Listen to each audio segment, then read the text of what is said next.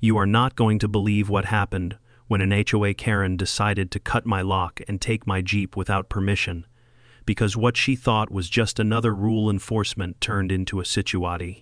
That involved law enforcement in a way she never expected, and the moment she realized the truth, everything changed instantly. It was a normal morning, and I remember it clearly because nothing felt usual. I had parked my Jeep in my assigned space like always and locked it properly before heading inside my place. This was a quiet neighborhood with an HOA that liked to stay involved in everything, but I never had any serious issues with them before, at least not until that day. My Jeep was not just any vehicle. It looked simple from the outside, nothing flashy, nothing that would attract attention, but what most people did not know was that it was part of something bigger, something official, and that detail is what made this whole situation go completely out of control later. Before I go deeper into this story, if you enjoy real situations like this, make sure you like this video and subscribe to HOA Revenge Files, because stories like this only get more intense, and you do not want to miss what happens next. A few hours after I parked my Jeep, I heard some noise outside, not loud but enough to catch my attention. It sounded like metal hitting something, which was strange because this area is usually calm. I looked out the window, and what I saw did not make sense at first. There was a woman standing near my Jeep, and she was not just standing there. She was trying to do something with the lock on the door. At first, I thought maybe she was confused or checking the car for some reason, but I saw it clearly. She was using a tool and trying to break the lock. I stepped outside immediately and asked her what she was doing, and instead of being surprised or stopping, she looked at me with full confidence and said that the vehicle was in violation of HOA rules and needed to be removed for a second. I thought I heard her wrong because breaking a lock is not something you do over a rule violation. But she continued speaking like this was completely normal. She said the vehicle had been flagged and that she had authority to take action if the owner did not comply. I told her that this was my Jeep and that she had no right to touch it, let alone damage it, but she did not back down. She kept insisting that she was part of the HOA board and that she was enforcing community standards. That was the moment I realized this was not going to be a simple conversation.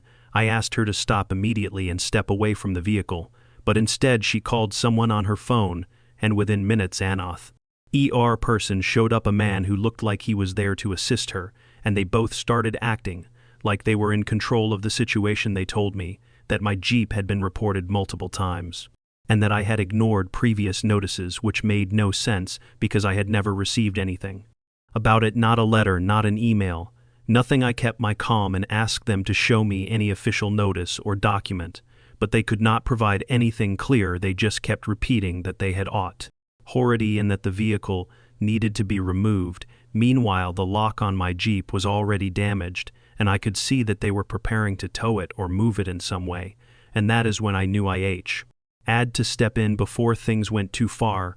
I told them again that this was private property and that they needed to stop, but the woman looked at me and said something that changed the entire tone of the situation. She said, "If you do not move it, we will take it ourselves." At that point, it was no longer just about rules. It was about someone crossing a line they had no right to cross. What they did not know was that this Jeep was not just mine in the usual sense. It was connected to something official mething that required it to stay exactly where it was and untouched. I stepped back for a moment and pulled out my phone, not in panic but with purpose, because I knew exactly who needed to be informed about this situation. As I made the call, the woman continued giving instructions to the man with her AND. They were both acting like everything was under control, like they had done this before, without consequences. A few neighbors started watching from a distance, because by now it was clear something serious was happening, but no one stepped in. They were just observing, waiting to see how things would unfold. I ended the call and stood there quietly watching, because now it was only a matter of time before things changed, and when they did, it was going to hit hard. The woman finally managed to break part of the lock, and at that moment she looked almost satisfied, like she had just completed something important. But what she did not realize was that she had just made a mistake that would bring attention on. She could not handle. Minutes passed, and then we heard it in the distance, the sound that immediately shifted the atmosphere the moment that sound got closer. Both of them started looking around, unsure of what was about to happen. And that is when everything began to turn. The sound got loud. And within seconds, two black SUVs pulled into the street and stopped right near us, and the energy in the air changed instantly.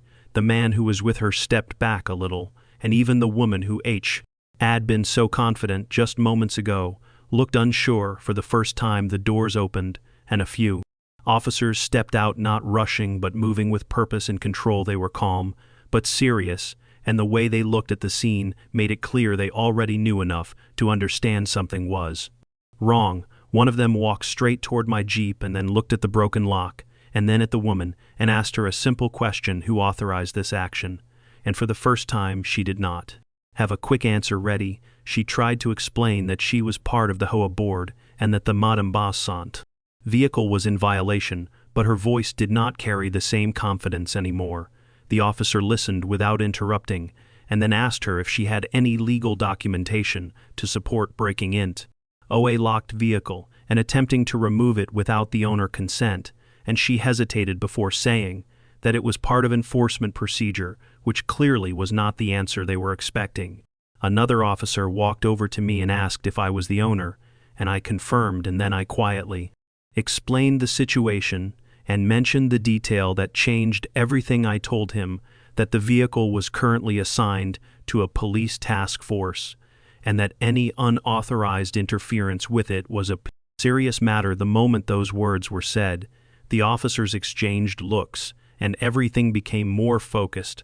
One of them immediately spoke into his radio, and within seconds the tone of the situation shifted completely. The woman tried to interrupt and defend herself again, but now no one was listening to her the same way as before, because the situation was no longer about HOA rules. It had moved into something much bigger and much more serious. Within minutes, more vehicles arrived, and now the street that had been quiet earlier was filled with official presence. Neighbors who had been watching from a distance stepped further back, and you could feel the tension building as reality started to settle in. The officers began asking more detailed questions, and this time their focus was entirely on the actions that had already taken place: the broken lock, the attempted access, and the intention to remove the vehicle without proper authority.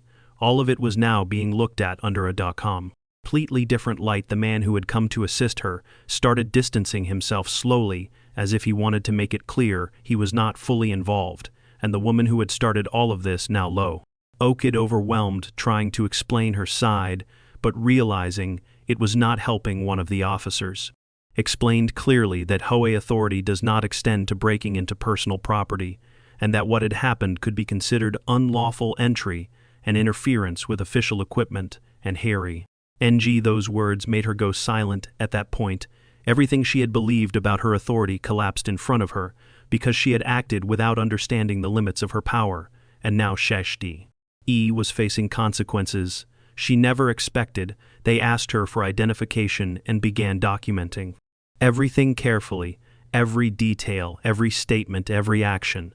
Because this was no longer a small issue, it had turned into something that required official reporting. I stood there watching, not saying much, because there was nothing more to add. Everything that needed to be seen had already happened, and now it was unfolding exactly as it should.